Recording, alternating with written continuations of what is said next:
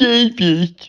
David. Dave, are you in the fridge again? Get out of the fridge. David.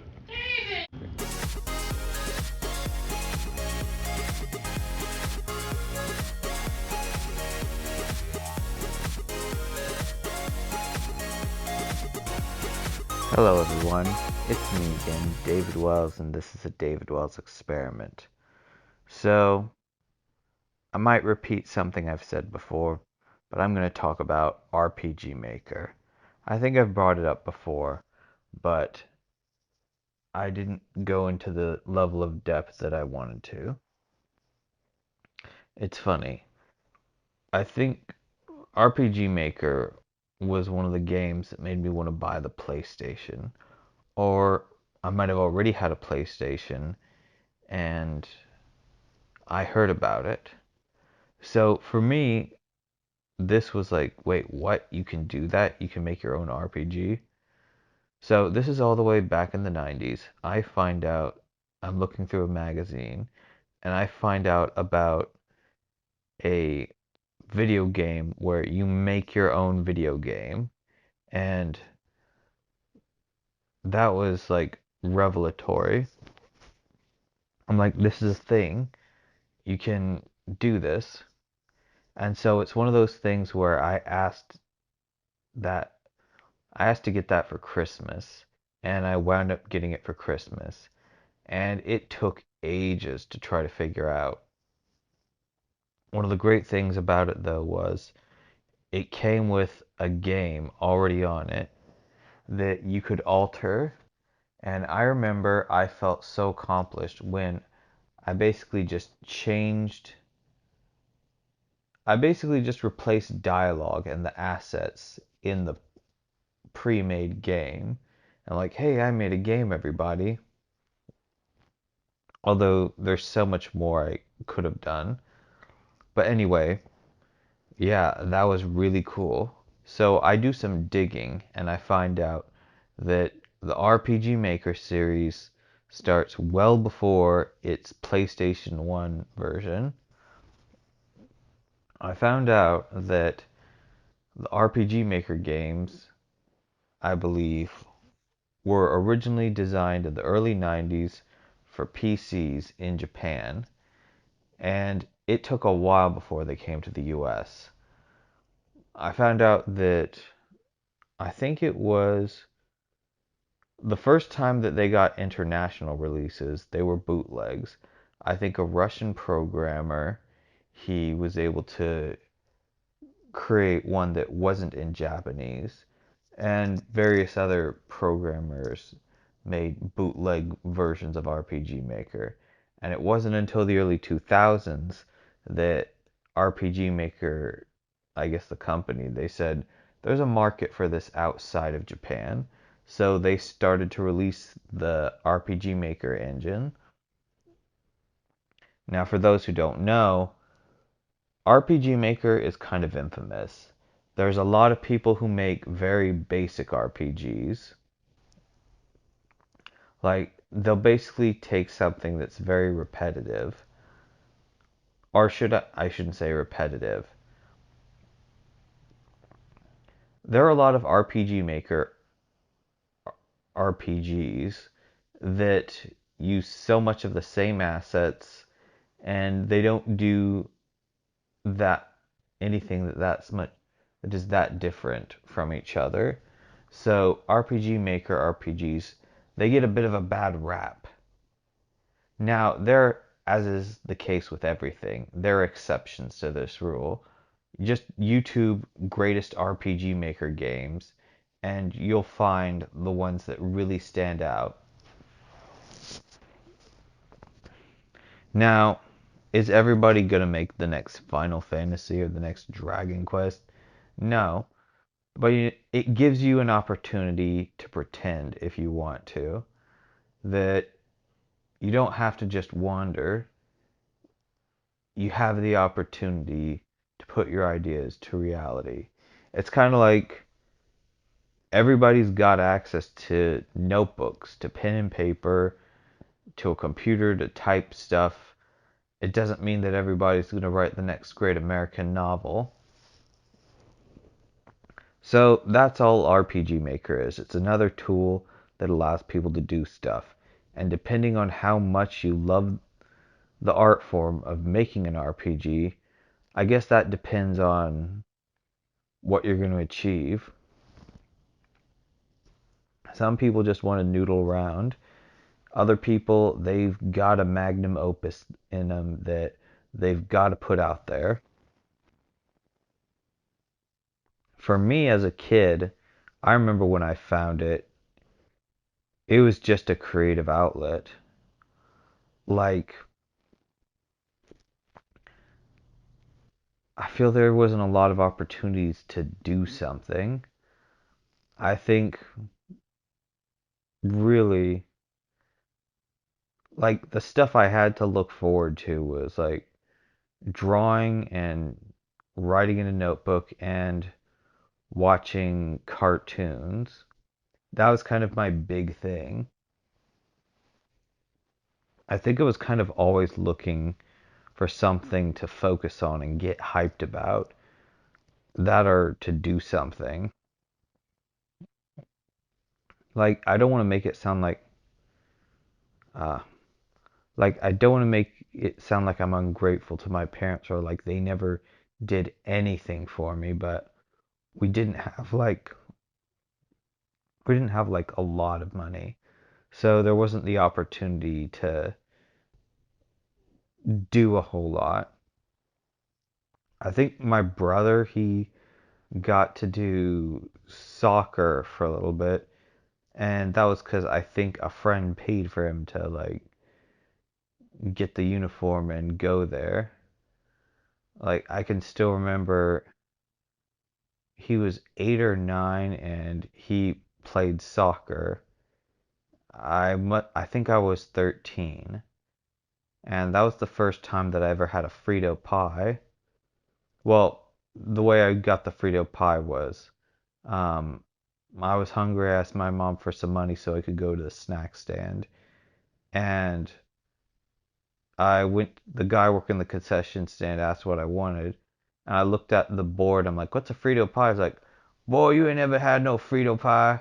And he made one for me. I had it. It was delicious.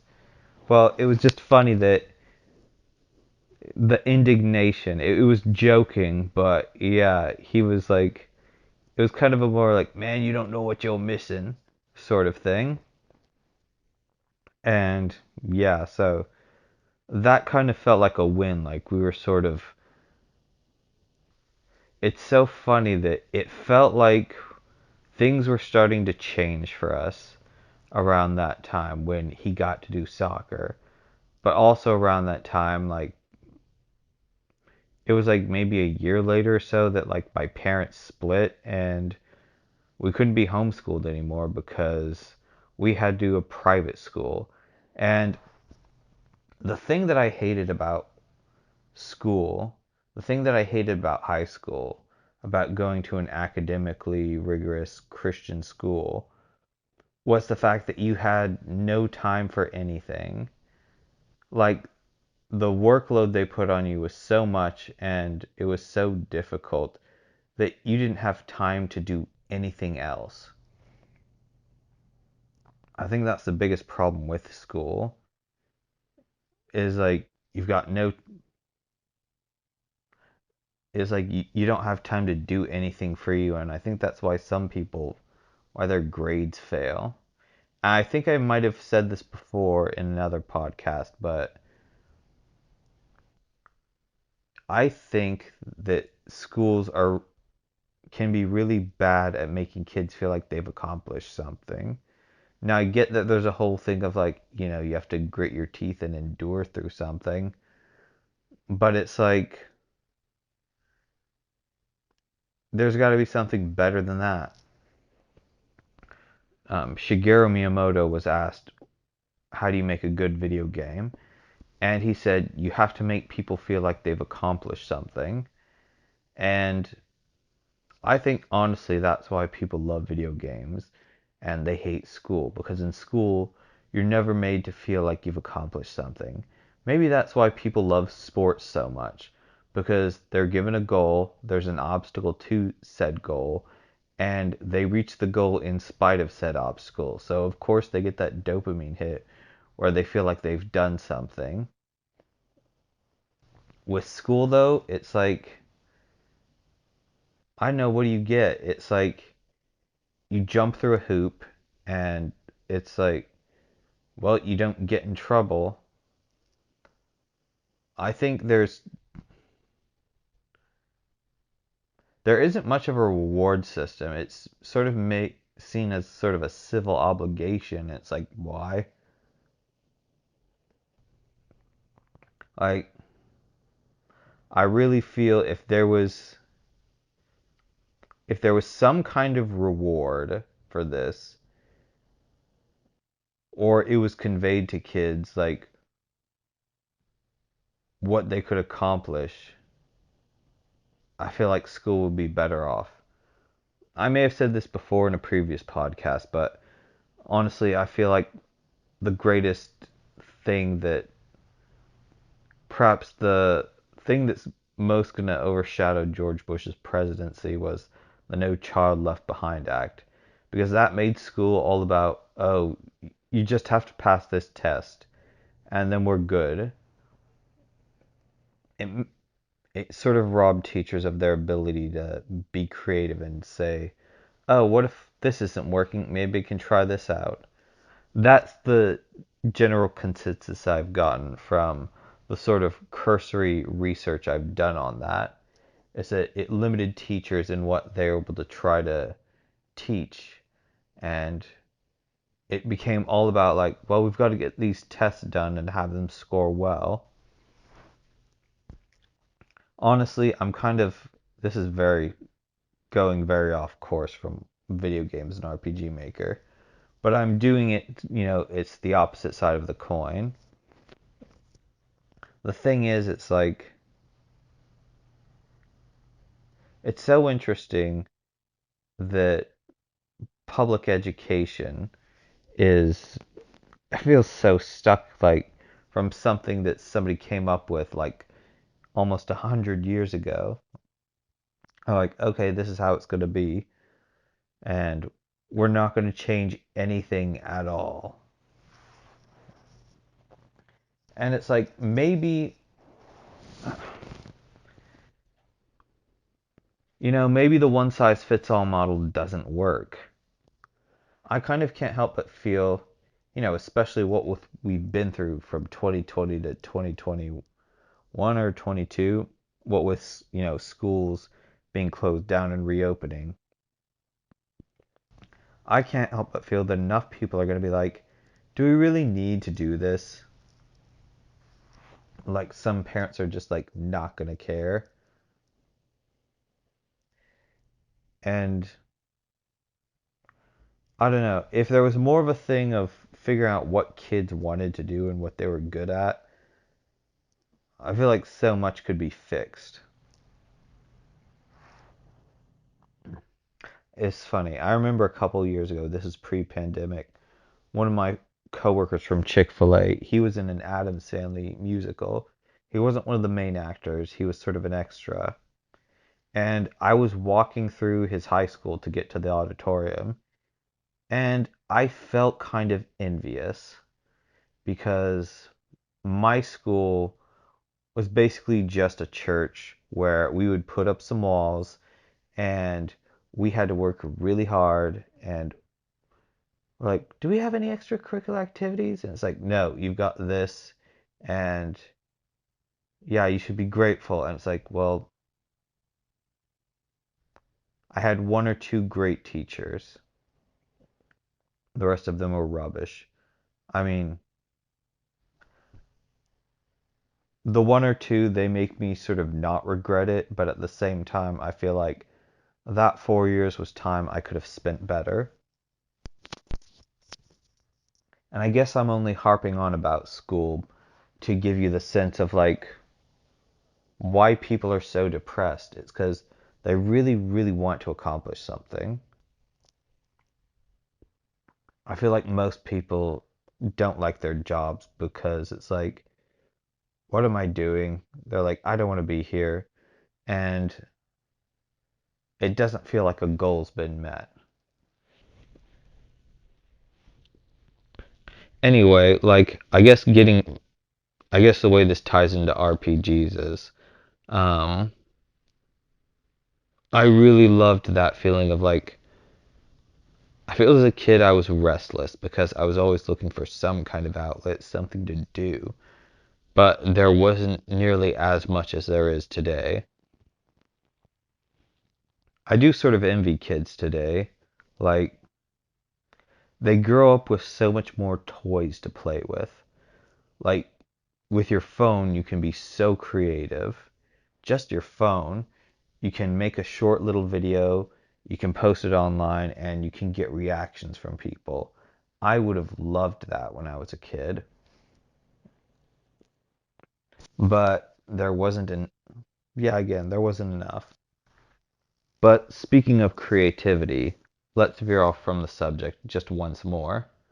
One of the things I'm going to do for this channel, the podcast, is I'm going to start doing audio dramas.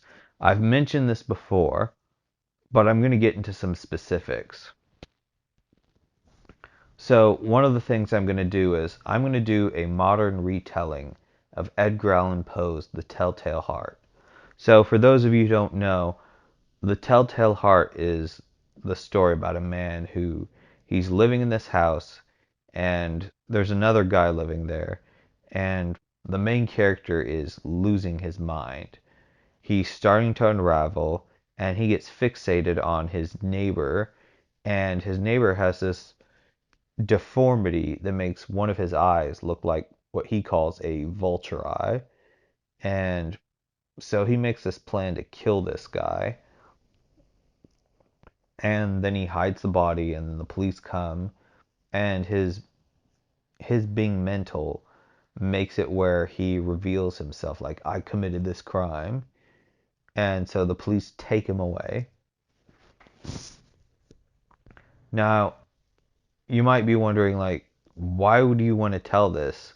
Well, it's funny. I remember years ago there was a Dollar Tree on Nacogdoches and O'Connor. It's not there anymore, but one of the things I used to love to do was I'm gonna come back to the subject of the Telltale Heart, but one of the things I used to love to do was I'd go to the Dollar Tree and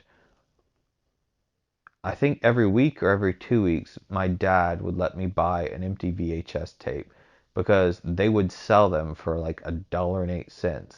And if you used the mode that got the most storage space out of it, you could record like 6 hours worth of TV onto that.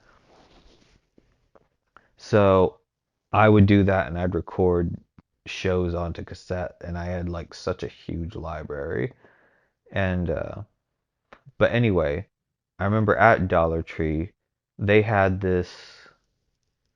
There's this one store book that was Edgar Allan Poe's collected works for younger readers, and one of the stories they adapted was The Telltale Heart. So I was big into that. So anyway, the I think it was the first thing I read in that story. I think it was actually the first story in that book. But anyway, I'm like, this is so bizarre. And I think my dad, he one thing he used to do was he would read stories to us. Um, there were I forget what the series is called, but there's a series of books that is adaptations of classic stories. Like they did a version of H.G. Wells' War of the World and Jules Verne's 20,000 Leagues Under the Sea and oh yeah, I think it was H.G. Wells who did The Time Machine. Anyway, my dad would read these to us. That became like sort of a it was sort of on and off, but he'd read them to us like before we go to bed and I remember it being like a lot longer than it was. But yeah, I think he read us The Telltale Heart, or at least he read it to me. So anyway, I think it was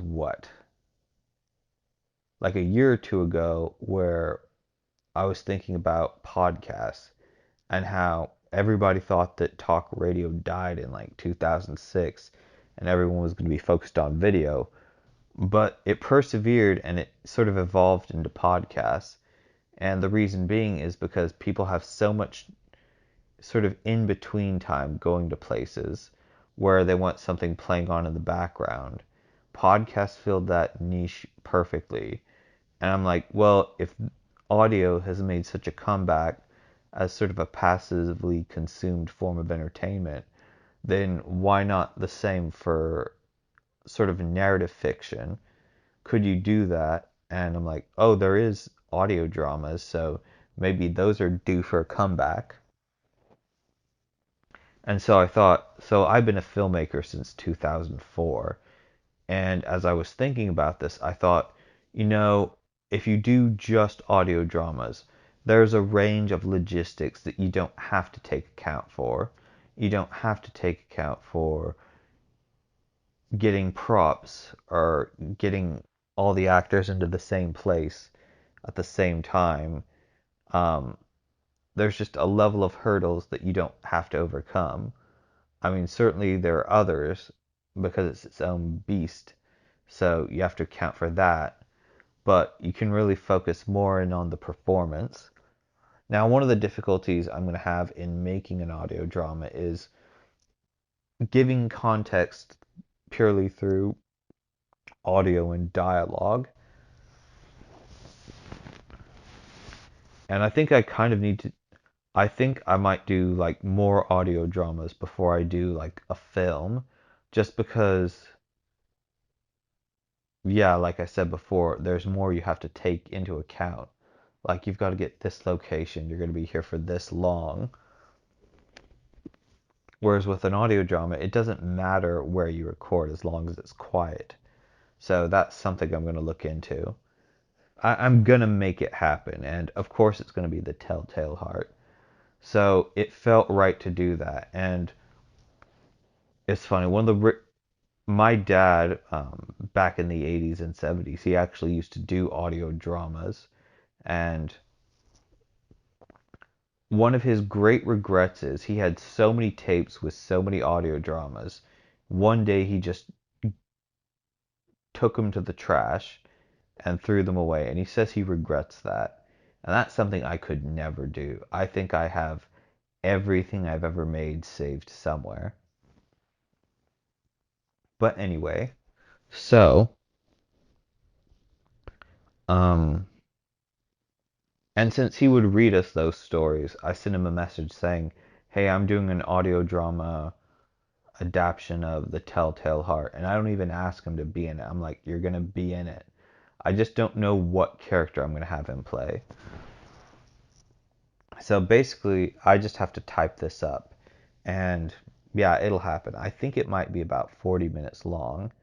And yeah, because I've got to do something. I think that's what this ties back to. The whole point with the RPG Maker stuff is you need a creative outlet, you need something to aim for, you need something to do. That's also something that making this podcast helps me to do. Oh, speaking of the podcast, I was looking up the analytics and I saw that I've actually got somebody from France listening. So, hello, bonjour. I'm glad that you clicked on my podcast. So, anyway, shoot, I do want to make an RPG. The thing is, I don't know that I have something to tell. And I think I would really have to do research on how to make one in the RPG Maker engine. Basically, all I really want to do is make some kind of Pokemon knockoff. I think if I make that and it actually works, that'd be amazing. It's so funny how I'll watch retrospective videos and people talk about how broken the Gen 1 and Gen 2 Pokemon games are. But it's like they did the best with what they could back then. there were so many technical limitations to the Game Boy. It's amazing what they accomplished with what they had. So I don't knock them for that. I think once I do get an idea for a really great game, um, I'll go ahead and make it. But again, I probably just need to do. I think what I need to do is do the research for the things that I vaguely have an idea of what it is I want to do in the game. Like figure out some sort of combat system, figure out how can I make some sort of monster capturing system, because I've seen people do it, but it's one of those things where I have to motivate myself to even try to figure it out. I think if I knew how to do those things, then I would just go ahead and make the game. But until then, it's one of those chicken and egg things. But for sure, I'm going to make an audio drama. And in a way, I think that might be easier than making a film. But who knows? We'll go ahead and we'll see. So, anyway, this has been the David Wells experiment. As I always say, have an absolutely super day, and we'll see you again next time. Bye.